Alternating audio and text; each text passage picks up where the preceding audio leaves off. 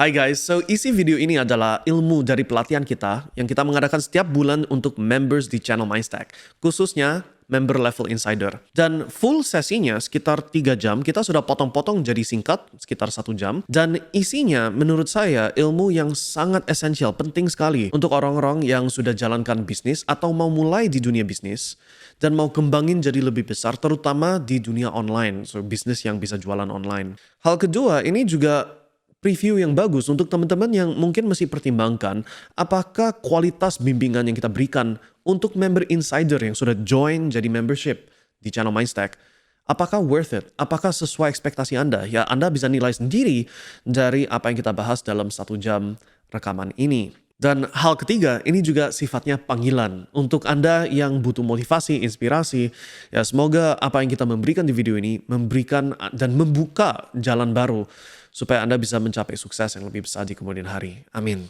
So, ngomong gitu, langsung kita mulai putar rekaman dari live stream episode nomor 1. Dan kita akan ketemu lagi di akhir rekaman tersebut. Sepertinya kita sudah mulai. Selamat datang guys, teman-teman insiders di channelnya Mindstack. Selamat datang ke live stream nomor 1. Ini pertama kali kita mengadakan live stream di channel Mindstack. So, you bisa lihat daftar ini, and this should be everybody. Ada 7 orang yang hadir ya, so this should be semua orang. 1, 2, 3, 4, 5, 6, 7, exactly. Variasinya cukup banyak, right? So maksudnya one hit wonder itu gimana? Terlalu banyak orang kalau menjalankan bisnis itu cuma mikirin satu toh. Gimana caranya untuk bikin produk laku keras? That's it. Gimana caranya aku bisa gampang jualan rumah? Gimana caranya aku bisa bikin kursus saya laris manis? Gimana caranya saya masukin produkmu jualan laris manis? Udah, itu aja, right? Yang artinya fokus Anda selama ini adalah di produk Anda, atau di jasa Anda, atau di penawaran Anda. Nggak pernah fokus ke brand dan community. Oke? Ketika Anda mengubah dari fokus ke gimana ya aku bisa laris manis, pokoknya aku maunya 2M masuk, pokoknya aku maunya ada 5M, aku maunya itu ada 1000 customer, itu toh, ya kan? You're missing the point, berarti you miss apa itu yang sebenarnya harus difokuskan. Oke, nah itu akan kita fokuskan hari ini ya, so we'll talk about that. But pola itu sangat-sangat umum dan most people di tahap startup itulah perubahan yang paling signifikan yang harus dilakukan sebelum bisnisnya bisa lari kencang ke atas. Oke. So, seperti yang Anda bisa lihat di di Word document ini, variasinya cukup banyak. Ada yang offline, ada yang online, ada yang produk fisik, ada yang jasa, ada yang kursus. Contohnya macam-macam sekali. Yang artinya, kalau misalkan di grup ini ternyata semuanya freelancer, tentu saja aku akan fokuskan 100% konten ke freelancing, ya kan? Sebaliknya kalau 100% orangnya itu sales, agent property atau sejenis itu, ya kita akan fokus ke teknik sales. Karena bidangnya adalah beda-beda, campur-campuran. Saya harus memastikan bahwa konten yang saya memberikan adalah konten yang siapapun, bisnis manapun harus perhatikan ini untuk bisa lancarkan bisnisnya. Oke? So, sesuai tema yang sudah diumumkan di dalam YouTube community post, hari ini itu tentang lebih ke strategi. Karena ini baru pacaran pertama. Right? Ini hal prinsip dasar banget. Semua bisnis harus miliki strategi. Yang untuk tahu strategi yang bagus apa, harus memahami dulu. Kadang-kadang bagus untuk ambil opposite-nya. Untuk tahu apa yang bagus, ya harus tahu apa yang jelek. Untuk tahu apa yang bagus, kayak gini loh. Kalau aku mau jadi suami yang baik, misalkan, right? Ya tinggal nanya, apa itu kriteria jadi suami yang paling jelek, ya kan? Oke, sering pukul istri, nggak pernah ucapin apresiasi, selalu omong kasar, selalu udah ada daftar lengkap, tinggal di-switch opposite-nya, otomatis dapat yang bagus, gitu. Paham ya? So, kalau kita lihat ke dunia bisnis, oke, kita mau bangun bisnis yang kuat, yang bagus. Oke, so coba balikin pertanyaannya, apa ini contoh bisnis yang jelek? Oke, kalian coba sebutin contoh-contohnya. Bisnis yang jelek apa saja kriterianya? Palu gada. You mau apa? Aku ada. Oh ya, orang ini mau rumah, oke aku nyari siapa ini yang aku bisa kongsian, dapat komisi sedikit, you know. Oke, udah satu customer lewat. Kamu butuhnya apa? Carinya apa? Maunya pensil, ya kan? So no target market. Apa you yang cari, aku akan nyariin, right? Biaya iklan tidak terukur. Biaya marketing tidak terukur. Penawaran yang bad value deal. Kalau saya pribadi aku nggak pernah ketemu bisnis kuat. I can't think of any business di dunia ini yang super super besar tapi jualnya cuma satu produk. Kalian bisa sebutin nggak satu satu merek yang jualnya cuma satu produk? Ya kecuali the only exception is maybe Pertamina sih. Like essential government essential services, ya satu produk. So kalau kalau bisnisnya kayak PLN, ya produknya cuma satu, listrik. Pertamina jualnya cuma minyak, right? So commodity brands, right? So perusahaan komoditi, okay fine, itu aku setuju, one product, right? Di luar commodity companies, right? Yang mana itu biasanya harus dikuasai sama antara konglomerat atau negara untuk jadi efisien. Di luar itu aku gak bisa mikirin satu perusahaan yang cuma satu produk. Even Goodyear punya lebih dari satu produk. Sama-sama ban mobil, tapi ada ban buat motor, ada ban buat, you know, it's different products. Examples of apa yang membuat bisnis yang jelek, right? So once you have a list of that, berarti untuk punya usaha yang lancar ya do the opposite, right? So hari ini kita akan fokus banyak ke yang pertama ini kebetulan, right? So I like that topik ini disebutin. Artinya grup ini setidaknya ada background di bisnis, which is very very good thing. Um, no target market. That's probably point yang kita akan bahas paling dalam hari ini di antara yang lain karena ketika Anda memahami ini, setup bisnisnya menjadi set nggak mungkin usaha kamu nggak lancar kalau dari awal sudah ada kriteria bisnis yang pasti lancar, ya sisanya tinggal eksekusi, right? Kalau sudah ada kriteria bisnis kuat, sisanya tinggal eksekusi. Kecuali Anda pemalas, sudah tahu apa yang harus dilakukan tapi nggak lakukannya, asal Anda melakukannya rajin, ya nggak mungkin bisnisnya nggak lancar, right? So anyways, that's all fluffy talk. Let's get into it. So eee, tolong rumuskan ini, oke? Untuk punya bisnis di atas 10M setahun, right? Sebenarnya caranya nggak susah, oke? Yang sering di-sharing di sosmed, right? Kalau Anda rajin di TikTok atau something ya, pasti pernah lihat ada video yang, jelasin kayak, "You mau mencapai 10M atau $1.000.000," yaitu kurang lebih setara, right? Gampang, tinggal jual 10.000 ke 1.000.000 customer, atau 1.000.000 ke satu customer, atau apapun di tengah-tengahnya. Mau 1.000.000 ke 10.000 customer, right?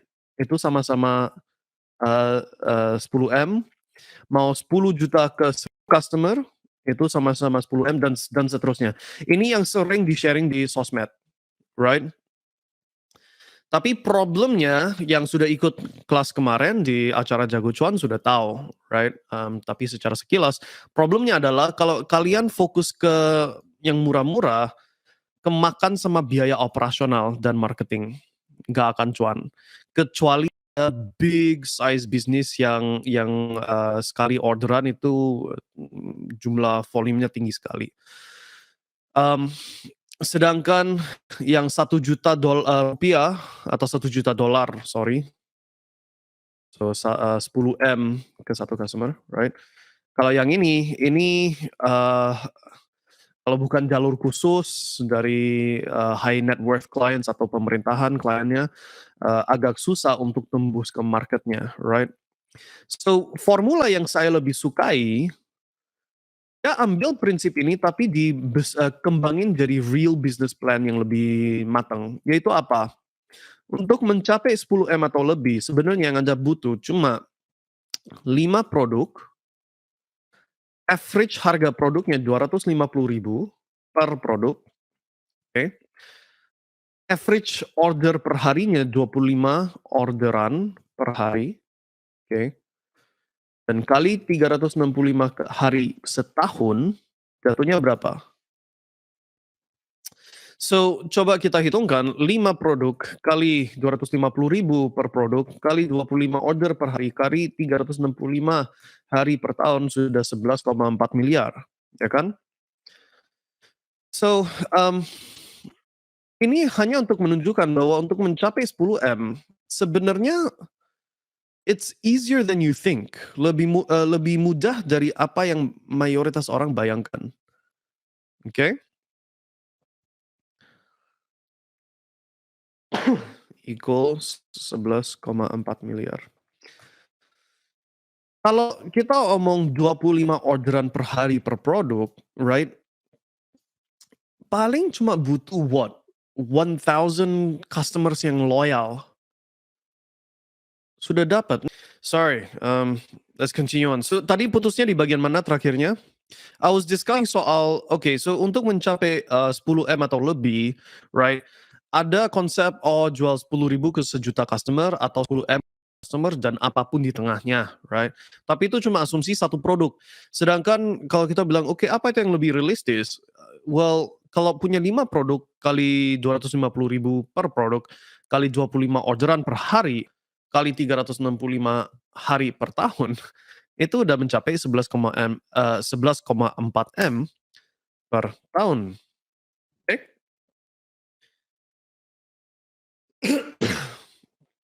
Yang artinya,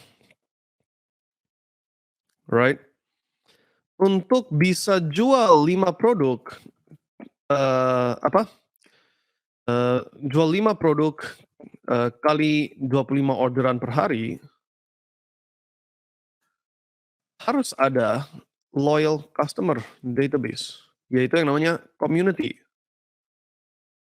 yaitu yang namanya brand. Setuju ya? Of course, ini bukan berarti semua orang harus seperti begitu, tapi, even if you're doing just a two product business, for example, Mindstack is now it's a 3 or 4 product business, but dulu awalnya it was a 2 product business dan 20-an M juga, right? But untuk bisa mencapai level sukses tertentu harus jelas siapa ini community kita, siapa ini brand kita, dan apa ini produk-produk yang melayani satu komunitas tersebut, oke? Berhubungan sama yang kita sebut target market. So, terlalu banyak orang di lapangan yang saya lihat, kayak 2 minggu yang lalu saya ketemuan sama teman yang dia seumur hidup dari usia, let's say 25 tahun sampai sekarang dia 45 tahun, itu kerjanya tahunnya dunia properti.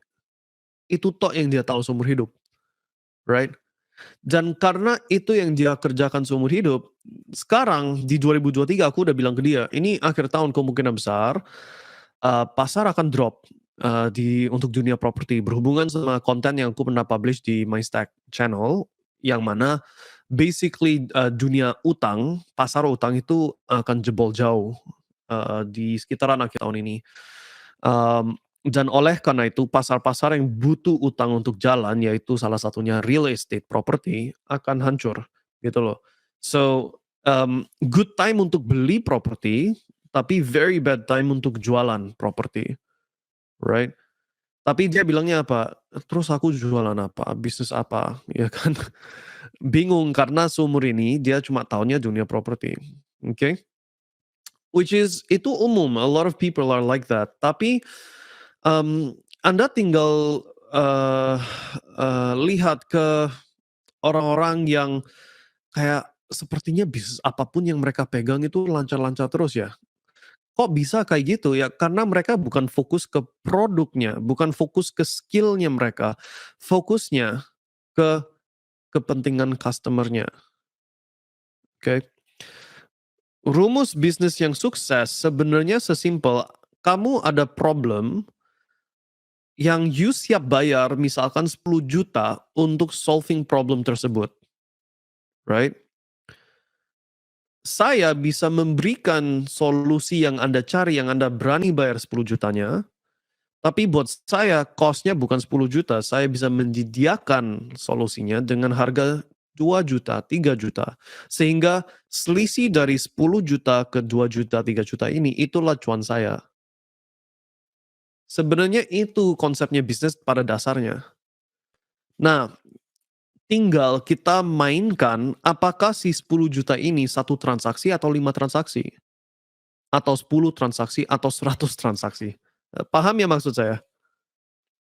Sebenarnya itu inti dasarnya bisnis, oke? Yang artinya well, let me check first, bagian itu udah clear atau nggak jelas? Coba aku sharing, what did we do, right? When we launched, Mindstack, we launched it sebenarnya idenya muncul di Desember, sekitar November, Desember 2021, right? Idenya crypto mining sudah kita familiar dari lama, a long time ago. Tapi untuk jadiin bisnis baru jadi ide itu sekitar November, Desember, oke? Launching pertamanya, so prototype pertama Januari, Februari itu acara pertama, promosi pertama, so kampanye pertama. And then sejak itu sampai sekarang sudah definitely in the belasan miliaran in sales.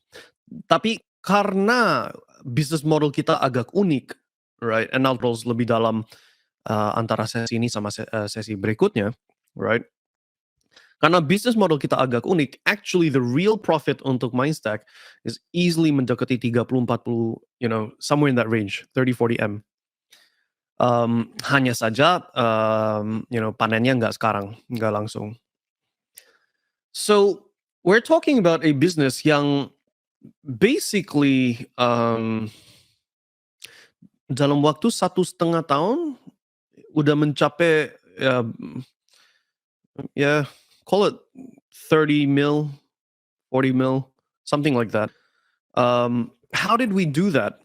Well, caranya dari awal kita sudah mikirkan, we set a goal, okay? Goal-nya itu bentuknya kayak apa? Kita bilang, kita kan mau 10, let's say 10 miliar, ini bukan the real goal, tapi aku cuma contohin, right?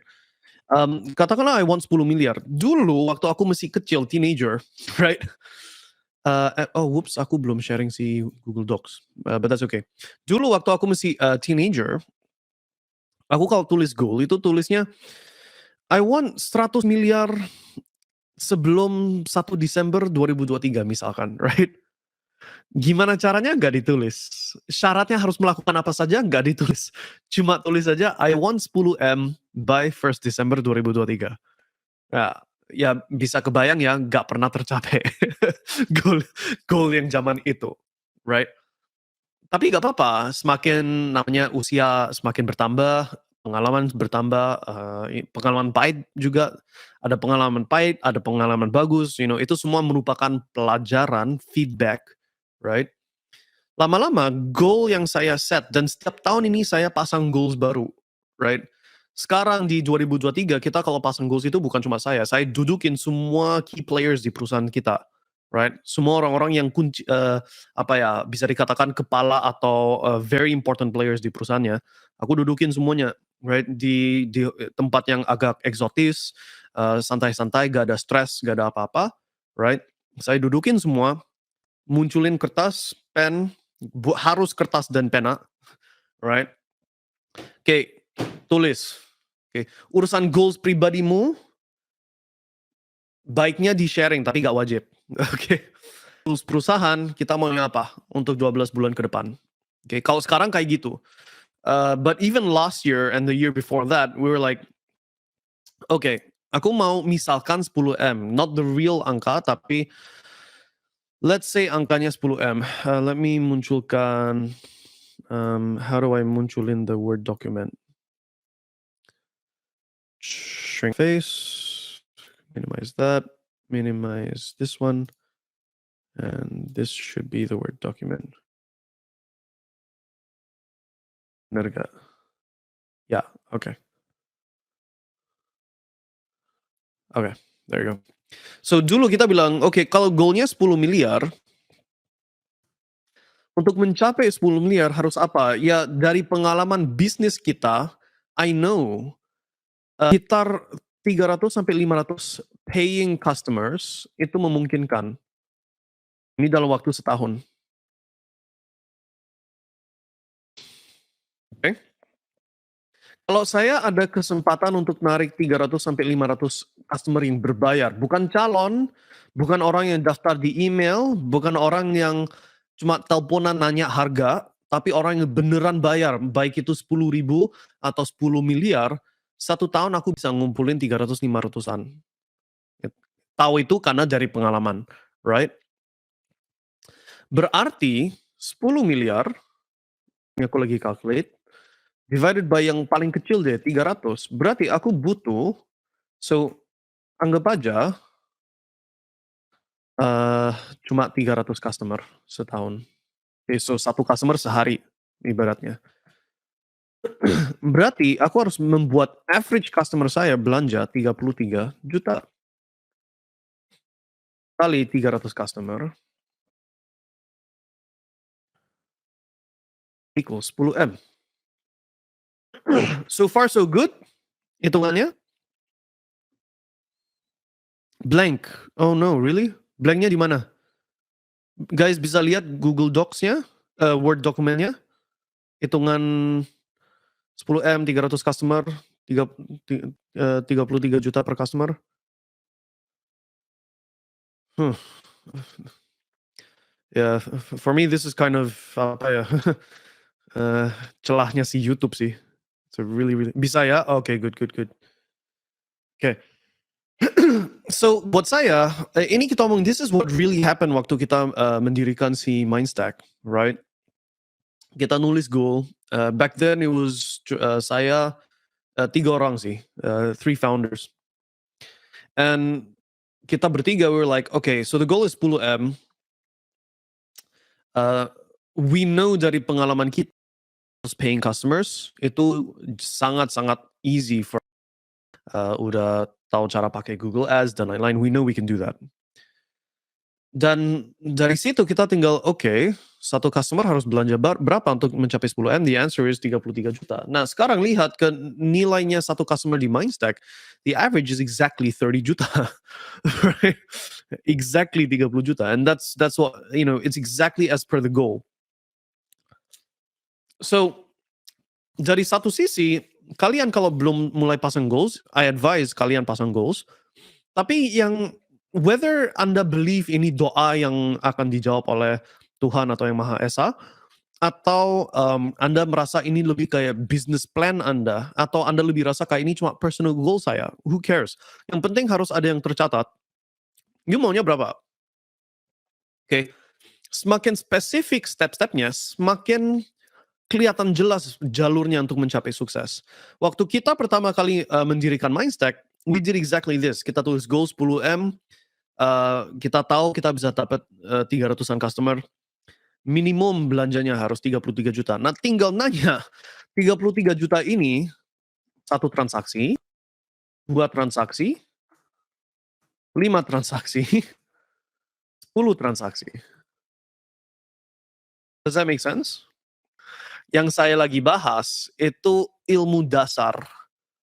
Apa ya, prinsip dasar, you mau bisnis apapun harus paham ini, oke? Baru dari situ bisa beralih ke mana-mana. 2 years ago kita cuan besar di dunia property. Sorry, that was, longer.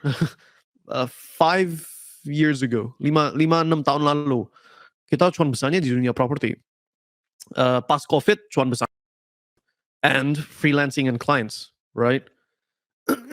Now it's mining. Kedepannya, I mean, nggak menutup kemungkinan it's something else. Oke, apa ini step awal buat brand juga?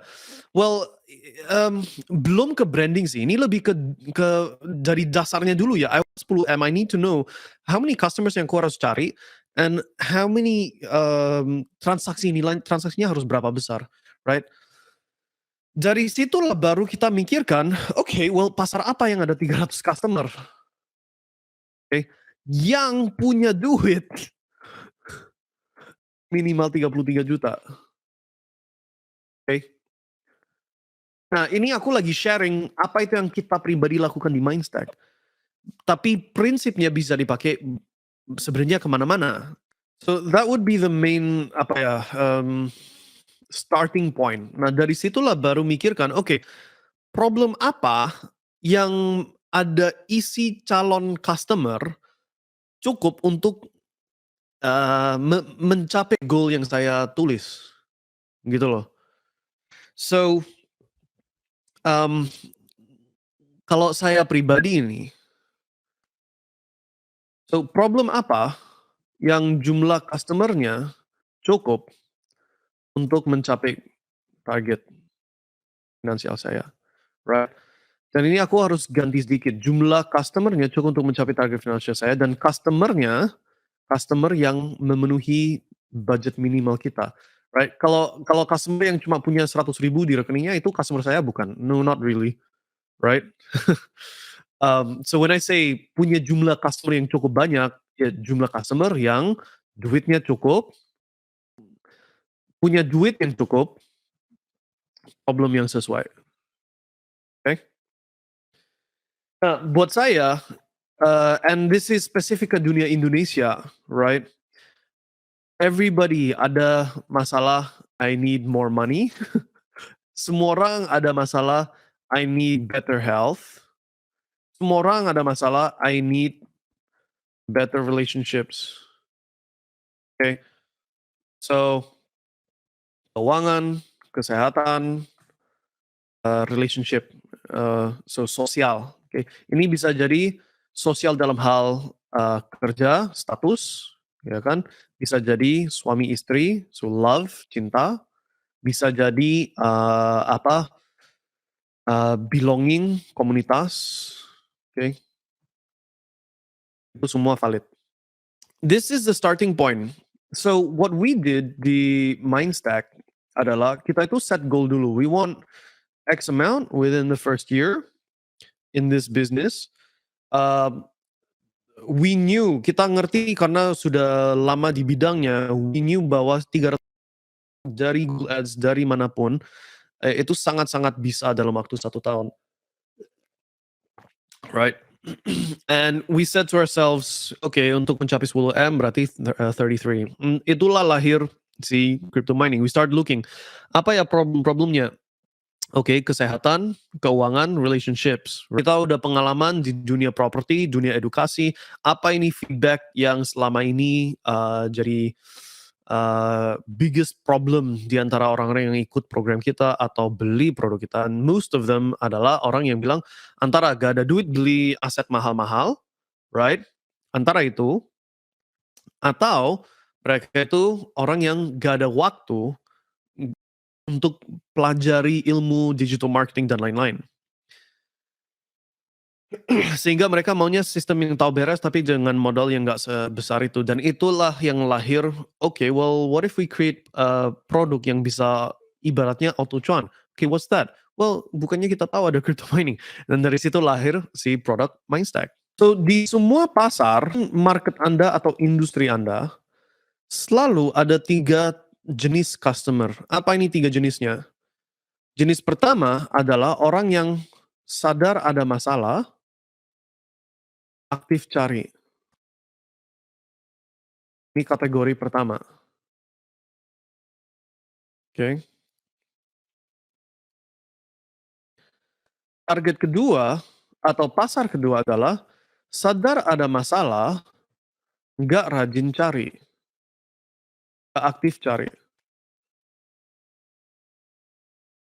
Yang ketiga, tidak sadar ada masalah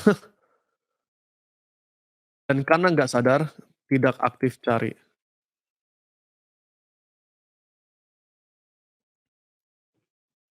Let me just move that up. Nah,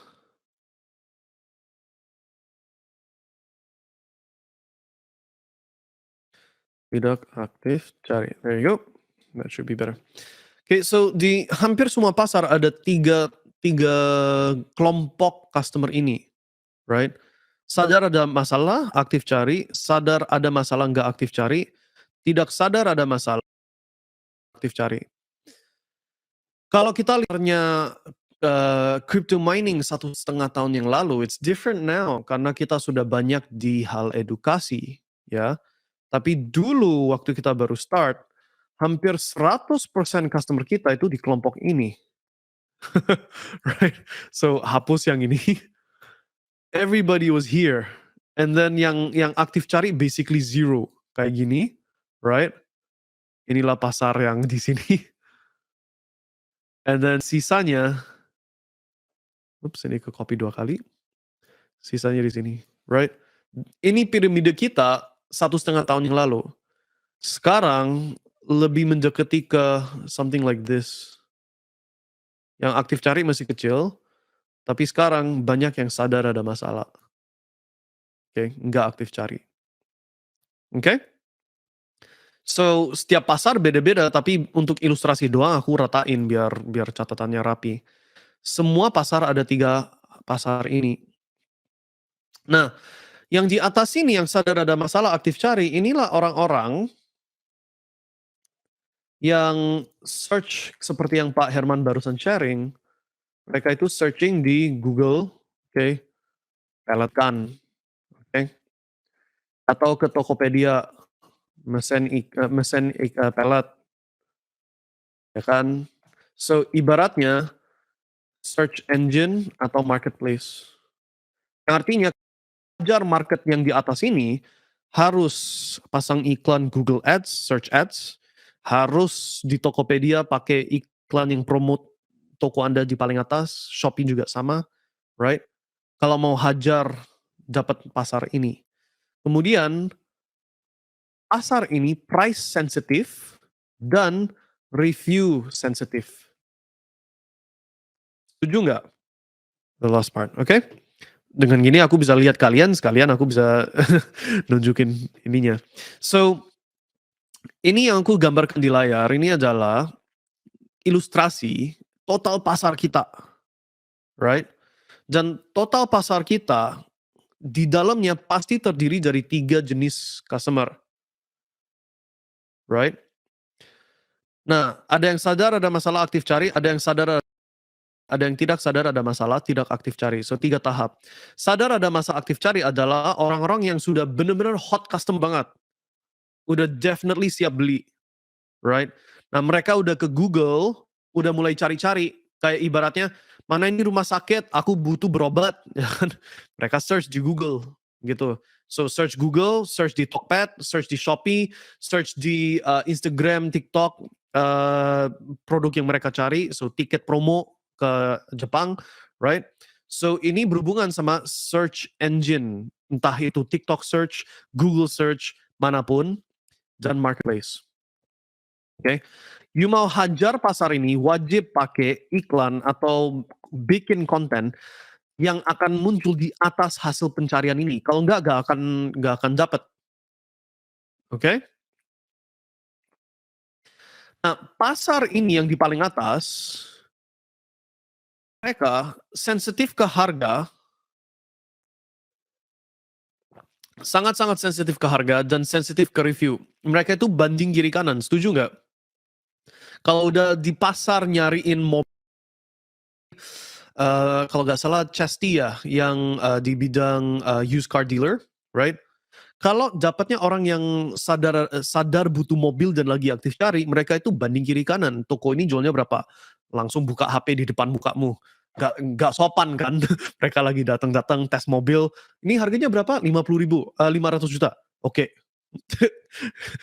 Mobil 1, 2, 3, ya kan. Yang ini 400. Ada yang kayak gitu kan.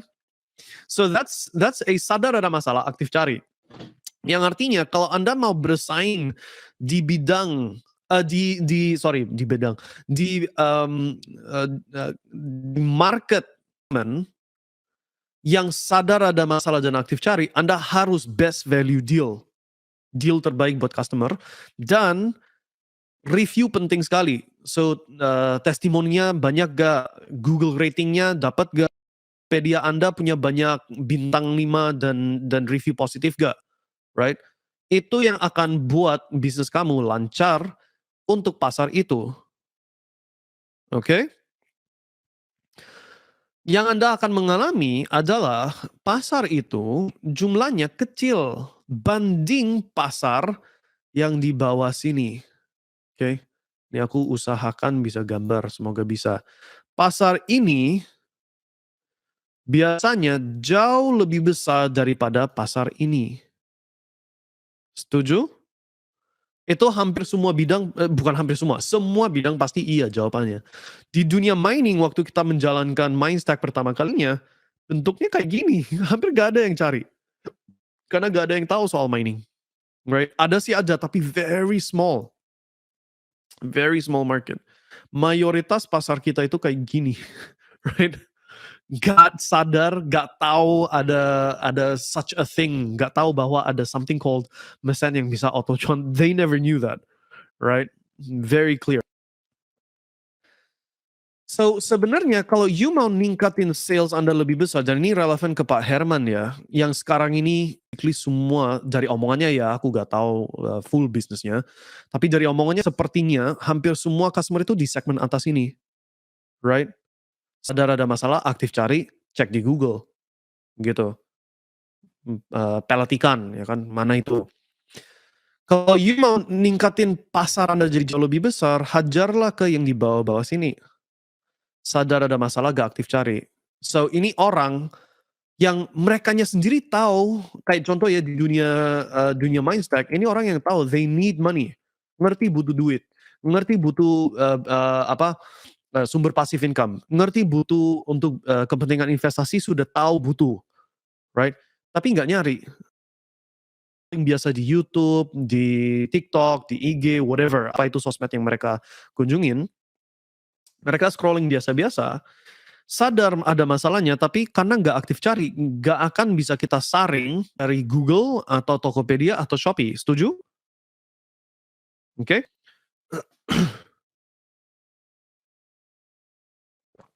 Untuk hajar customer di sini, harus munculkan video ads di mana saja, di Facebook ads, di IG. Facebook itu merangkul Facebook dan IG ya, karena itu satu perusahaan. Meta Ads lah. Oke, Meta Ads, Ads, YouTube Ads. Oke. Yang di atas ini juga boleh tambahkan satu lagi sih. So, search engine ads, marketplace ads, dan forum. Forum, um, forum kayak semacamnya Reddit atau di Indonesia apa ya forumnya? Reddit, 4chan, something like that. Oke? Sedangkan yang di pasar bawah yang nggak aktif cari, nggak akan dapat mereka di forum, nggak akan dapat mereka di Google atau TikTok karena they're not looking, mereka nggak cari, right? Tapi ada pasar itu dan pasarnya kalau aku bisa katakan jauh lebih besar dari yang sadar dan aktif cari.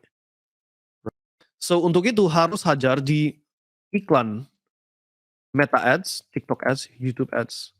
Oke, bisa juga tambah satu lagi,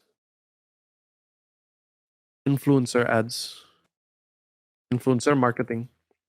So kalau di bidang, so for example Mindstack, one of the strategies yang kita lagi diskusikan di antara tim kita adalah, oke, so kita sudah di tahap yang mana sudah establish infrastrukturnya dengan cukup lengkap, right? Mungkin ada baiknya kita mulai hajar influencer marketing, oke? Masalahnya di Indonesia, pasar influencer content creator yang di bidang uh, yang relevan ke kita itu biar ada apa ya, it's your Indra Kens, you know, it's your orang-orang yang we know these guys ini mah tinggal nunggu waktu udah jatuh orangnya, right?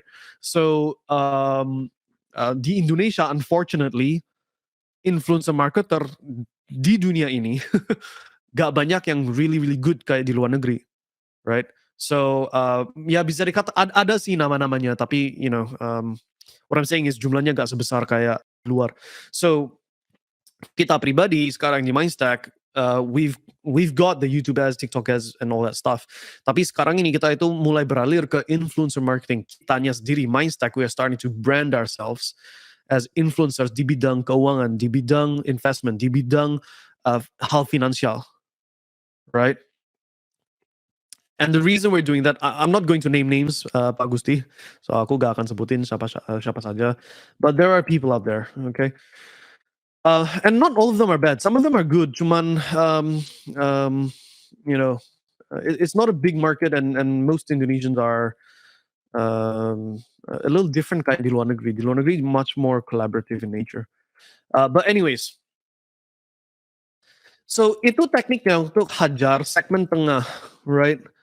Nggak perlu edukasi mereka, cukup saja ingetin masalahnya, imbas masalahnya, dan memberikan solusinya.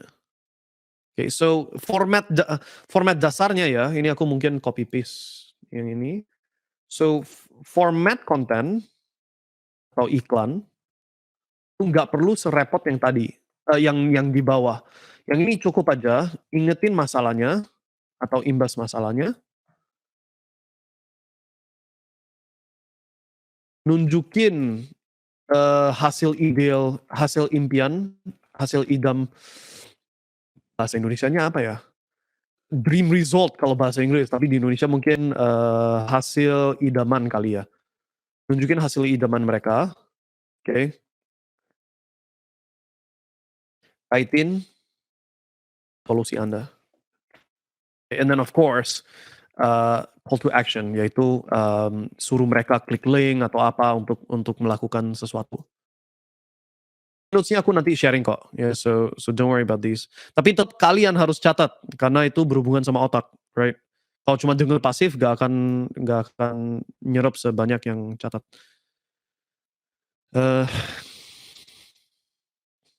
Oke. So format konten iklannya itu nggak perlu edukasi apa-apa, right? Karena mereka ada problem, mereka sadar butuh solusi, right? Tapi nggak aktif cari. Ya udah, ya tinggal ingetin ke mereka, video Anda sesimpel, you ada masalah ini, right? Imbasnya akan itu. Solusi yang Anda inginkan sebenarnya ini. Yang udah solving problemnya, hidupnya akan lebih mewah, lebih indah. Yang dulunya sakit lutut jadi bisa berdiri lurus, ya kan? Itu hasil yang Anda inginkan. Dan solusinya ya dikaitin ke apa ini yang kita punya di sini, right?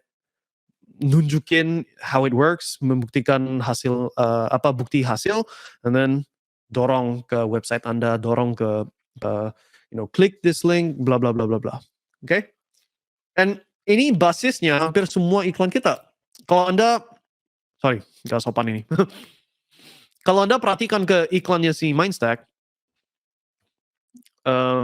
I think hampir semua orang di sini udah pernah expose ya ke iklannya. I'll be surprised kalau nggak pernah. Kalau Anda perhatikan isi iklannya kita, formatnya hampir selalu sama. Isinya beda, konteksnya beda, tapi formatnya selalu sama. Problem kamu ini, imbasnya ini, solusi yang hasil yang sebenarnya Anda inginkan ini, solusinya kayak begini, nunjukin sedikit sekilas tentang solusinya, membuktikan bahwa it's real, and then hey, you mau? Klik. Sesimpel itu. Iklan ini desainnya untuk target orang-orang di segmen ini. Ini yang kalau aku katakan ini tuh di bahasa Inggris low hanging fruit. Ini kalau di pohon, inilah buah yang kamu gak perlu tangga, tinggal petik aja langsung. It's ready, sudah siap dipetik, gitu. Lag lama, guys, tes lagging, lancar, lag, gimana? Tapi so far so good ya, masih gampang diikutin. Ini untuk menunjukkan, like aku kaitin terus ke Mindstack sendiri untuk Anda bisa lebih gampang nyadarin gitu loh. Cuma gambarnya aja yang blur, itu berhubungan sama internet. Supaya Anda lebih gampang sadarin aplikasi ilmu yang kita lagi bagikan sekarang ini, right? Dengan kaitin langsung ke contohnya Mindstack. Di Mindstack, yang sadar aktif cari hampir zero back then. Sekarang ada yang cari, right? Tapi setahun setengah lalu, hampir gak ada yang aktif. So we knew that dari awal. Gak ada yang cari. Jadi kita sama sekali gak fokus ke SEO, gak fokus ke, we had a Tokopedia shop, we had a Shopee shop, tapi kayak, it wasn't a big market for us. Dari awal sudah tahu. Yang kita hajar adalah yang sadar ada masalah, gak aktif cari. Ngerti, ada yang ngerti mereka butuh income, passive income, dan lain-lain cukup tinggi di Indonesia. Right? Sekarang ini solusi yang mereka ada apa? Trading bot yang ternyata MLM scam, you know, influencer, Indra Kens yang masuk penjara, right? Solusi di Indonesia, unfortunately, cukup jelek, right? So we knew ini ada lobang yang bisa kita isi, gitu. And that's how Mindstack started, okay? Nah, masih ada satu pasar yang belum kita cover, yaitu tidak sadar ada masalah, tidak aktif cari. Jadi orang yang bahkan gak mikirin duit dalam contoh Mindstack. Tapi kalau contoh yang lain, ini bahkan orang yang gak tahu ada kanker di sini. Ada apa ya, di kulitnya ada semacam kayak what do you call it? Lump atau sejenis kayak tumor atau sejenis itu ya. Jelas-jelas mereka bahkan nggak sadar gitu. Dan karena nggak sadar, nggak dicari solusinya, dan kalau nunjukin iklan yang di tengah sini ke mereka, mereka nggak ngeh itu buat mereka. Paham ya? Tapi mereka sebenarnya customer, cuma mereka belum sadar aja. So, yang di bawah sini, kita tugasnya harus dorong mereka dari sini ke sini. Dan itu cuma ada satu cara. Apa itu? Caranya? Harus memberikan edukasi. Edukasi bukan berarti edukasi formal, bukan berarti kita harus keluar kursus, munculkan, kurikulum atau apa, no. Tapi mungkin kalau bahasa Indonesia yang lebih mudah pahamin ya, menyadari mereka, gitu, oke? Itu mungkin bahasa yang lebih klik maksudnya, right? So, kalau Anda lihat ke kontennya Minds sekarang, right? Silakan ke YouTube channelnya Mindstack ya. Well, you guys are here now, jadi kalian semua sudah setidaknya pernah kunjungin Mindstack, right? Tapi coba cek ke kontennya kita.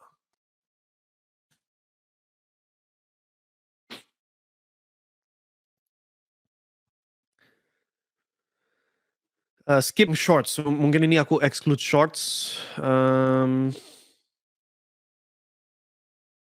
Nggak bisa ya? I want just the long form videos. Tapi let's go by date lah. Exclude yang shorts ya. Topiknya lirik bricks, uang kedaluarsa. So ini semua soal keuangan. Nothing to do soal mining. Nggak ada hubungannya sama, ya ada sebutan sedikit-sedikit tentang kripto, tapi sebenarnya mancing perhatiannya si customer kita. Well, first of all, who is our target viewer? Target viewernya orang-orang yang di bawah sini, yang nggak sadar ada masalah, nggak aktif cari. So ini bahkan orang yang nggak tahu kepentingannya duit, nggak tahu kepentingannya mikirin jangka panjang, mikirin, oh ternyata kalau aku ada penghasilan harus sediakan sebagian ke sini supaya lama-lama bisa naik, supaya aku bisa pensiun, bla bla bla bla bla. They don't even know, bahkan nggak sadar itu. So semua konten yang kita keluarkan sekarang adalah konten yang narik perhatian, attention-nya orang yang harus jadi target kita, lalu di dalam kontennya kita mulai menyadari mereka.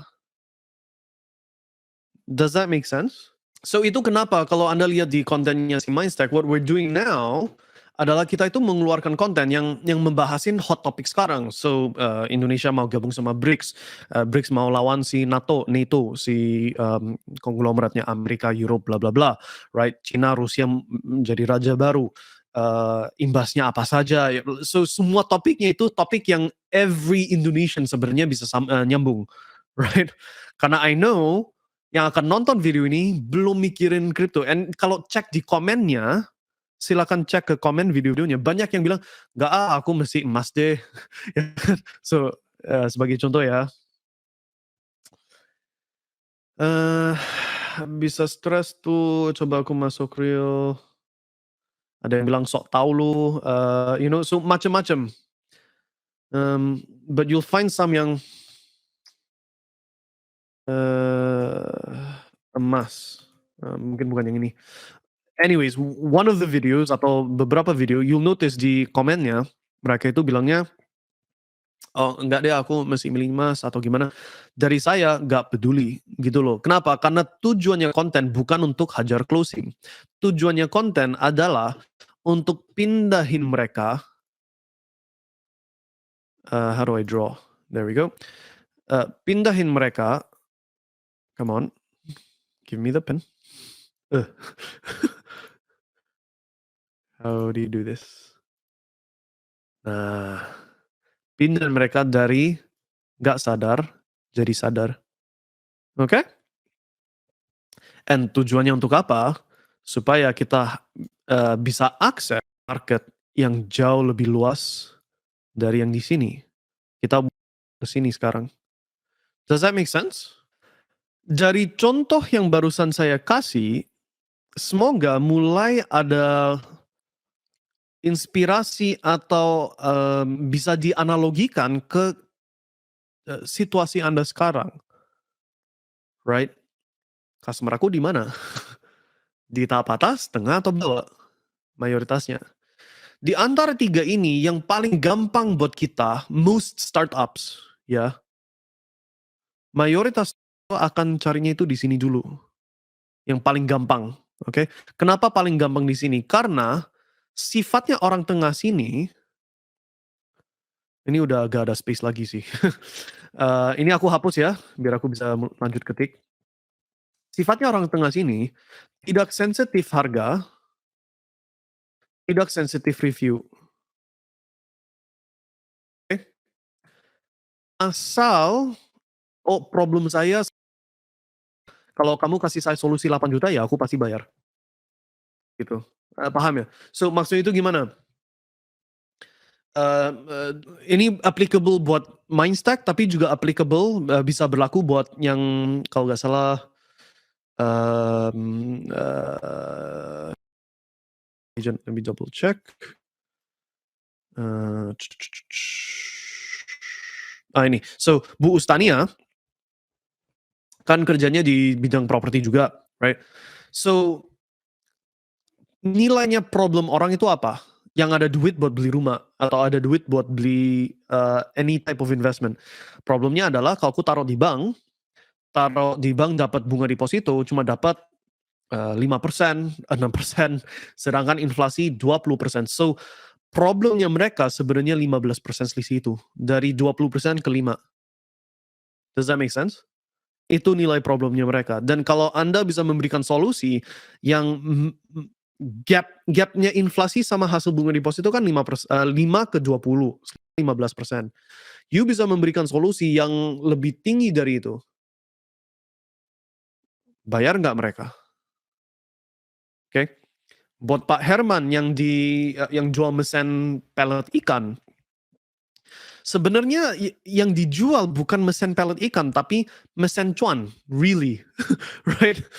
Yang harus dihitungkan adalah kalau mereka, right, kalau mereka bikin pelet sendiri tanpa mesin atau sebenarnya gini dulu, eee, kalau pakai mesin tersebut, penghasilannya mereka berapa besar, right? That would be my starting point. So, dengan saya beli mesin, saya bisa, katakanlah satu mesin bisa I don't know what the patokannya is, tolong kasih tahu infonya ya. Is it kilo per jam or what? Apa itu patokannya? Right? Tapi katakanlah satu satu mesin bisa produksi ton per hari. I don't know what it is, but I'm just making it up. 1 ton per hari kalau dijual 100% grosir, harganya let's say, I think 1 ton is too much sih. I mean pelet ikan cuma segini, let's say, 50 kilos per day or something, right? Dan 50 kilos kalau dijual ke pasar harganya, um, let's say juta per hari or something like that, I don't know, right? Pokoknya you mau nilaikan cuannya mereka pakai mesin itu berapa? 50 sampai 100 kilo per jam, oke. So, output 100 kilo per jam, potensi produk yang bisa dijual berarti 100 kilogram per jam. So, 100 kilo jualnya berapa? I don't know. Let's say it's, 1.000.000 per 100 kilo. I'm making it up, but katakanlah itu jawabannya, right? So, per jam bisa output produk senilai 1 juta retail atau 1 juta wholesale, apapun patokannya, right? So, now you know potential output, tapi itu bukan income mereka. Mereka sebenarnya dari 100 kilo berapa banyak yang bisa laku, right? So you sekarang harus mulai pikirkan, oke, kalau mereka pakai mesin saya, bisa cuan berapa dari mesin ini? Udah tahu jawaban itu, bandingin sama alternatif lainnya mereka. Nggak pakai mesin, nggak bisa 100 kilo, cuma bisa sekilo sejam. Ya bisa 100 kilo, tapi harus ada 100 pegawai. Kemakan sama biaya, oke, cut. Berarti kalau kamu sendiri yang bikin, cuma sekilo sejam. So ini selisih 99 kilo. Selisih 990.000, right? Dalam contoh ini, right? Tinggal kamunya bisa jual berapa banyak ke pasar itu, right? Sudah hasilkan output 100 kilo per jam, bisa buang nggak 100 kilonya ke konsumen atau ke wholesaler atau distributor? Make sense? Satu karung isi 30 kilo, harga di pasaran 300.000. So I was actually pretty close. 100 kilo 1 juta itu very very close. Haha. Jago estimasi. No, I'm kidding. Um, but you get my point ya. Output itu satu hal, income beda hal. Karena percuma bisa 100 kilo per jam tapi gak bisa laku-laku, right? So yang pasti cuan pakai mesinnya Pak Herman adalah orang yang sudah ada klien atau customer yang mereka tahu ini pasti 100 kilo per jam itu ada butuhnya gitu loh. Ada toko yang beli dari kita 1 ton per jam malah. Oke, berarti ambil 10 mesin, ya kan? Itu customer yang di atas sini untuk Pak Herman. Ini aku coba gambarin pakai warna beda deh. Ini customer-nya yang sudah ada existing customer atau existing konsumen, existing wholesaler, distributor yang ready beli misalkan 1 ton per jam, 1 ton per jam, mereka butuh 10 mesin. Oke, cari di Google Ads mana itu orangnya. Most likely ini pasarnya cepat habis. Paham ya? Karena di Indonesia berapa banyak player sih yang kayak gitu? Nggak banyak harusnya. Oke? So, next-nya kalau akses pasar lebih besar, ya harus ke sini. Hajar orang-orang budidaya, what do you call that, pembudidaya ikan, nggak bisa lempar 100 kilo per jam. Mereka cuma bisa lempar itu jual ya, laku, syukur kalau bisa 10 kilo per jam, right? Atau syukur kalau bisa 10 kilo per hari, lebih parah lagi, right? So kalau kayak gitu, tugasnya sekarang di Pak Herman untuk munculkan bisnis model yang mereka bisa tiru, bisa tinggal ikuti aja. Dan ujung-ujungnya, so contoh ya, kalau ada satu komunitas, satu desa yang ada 10 budidaya, masing-masingnya syukur bisa 10 kilo per jam. Ya berarti butuh 10 orang, bisa share satu mesin dong, betul nggak? Dan itu bisa output satu mesin full, semuanya dapat cuan, gitu. Yang lebih tinggi nilainya dibandingkan kalau mereka produksi sendiri atau cari solusi lain. Salah satu alternatifnya adalah udah quit budidaya ikan. Itu salah satu alternatif yang harus dipikirkan. Kalau cuannya budidaya ikan itu kecil sekali sehingga, aku mesti lebih cuan taruh di deposito, yang ngapain aku paham ya? Tapi asal hitungannya sesuai, saya, pakai satu mesin bisa hasilkan 100 kilo per jam, 100 kilo itu 1 juta per jam. 1 juta gak mungkin 24 jam, tapi katakanlah per hari 8 jam lah, right? Itu 8 juta per hari, oke. Juta kali 40 hari, udah 50 juta balik modal. Dari omset, bukan net profit, dari omset. Oke? Kalau bisa kayak gitu, yang di atas ini sepertinya Pak Herman sudah ada sistem untuk mengelola yang di atas ini, sudah sadar aktif cari, right? Tugasnya Pak Herman adalah yang di bawah sini, harus munculkan ide bisnis model, eee, konsep baru yang untuk orang pembudidaya itu sesuatu baru, they never heard of it, gak pernah pikirkan, right? Di bidang pembudidaya, right? Sekarang ini kamu cuma bisa produksi 10 kilo, customer kamu cuma 10 kilo juga, right? Per hari, atau per jam deh biar hitungannya gampang. Oke, so sekarang kita ada paket nebeng mesin pembudidaya ikan, you know, 10 orang di satu desa, gabung satu, right? Satu mesin bisa produksi buat semuanya, full. Gak perlu gaji orang lagi, dulu harus 10 orang digaji. So 10 kali 1 juta per bulan misalkan, 10 juta per bulan, right? Cut, hemat itu, right? Nah, iklan Anda akan bunyi mirip kayak gitu. Gimana caranya kalau kamu di bidang pembudidaya ikan, gimana caranya untuk 10x income Anda? Ya udah, mesinnya adalah alatnya untuk bantu itu. Does that make sense? Right? Itu satu ide di antara banyak. Dari sisi lain juga bisa munculkan program pelatihan, program kursus, program bimbingan untuk mereka bisa laku lebih dari 10 kilo per jam dalam contoh tadi. Kalau sekarang ini average pembudidaya cuma mampu jual 10 kilo per jam, gimana caranya untuk mereka bisa hajar customer lebih besar dari itu, sehingga kebutuhan untuk produksi lebih besar meningkat dan otomatis demand buat mesinnya meningkat juga. Make sense? Nah, itu semua di kategori, so itu hajar customer di sini semua. Oke. Sedangkan level di atasnya lagi, kalau habis, right? Atau mulai saturated, mulai titik jenuh, ya hajar pasar di sini untuk contoh mesin pelet ikan, harus mulai keluarkan konten, edukasi atau sejenis itu.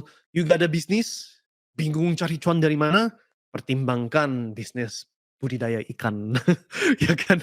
Ini untuk bisa cuanin dan ibaratnya Anda create demand yang dulunya nggak ada.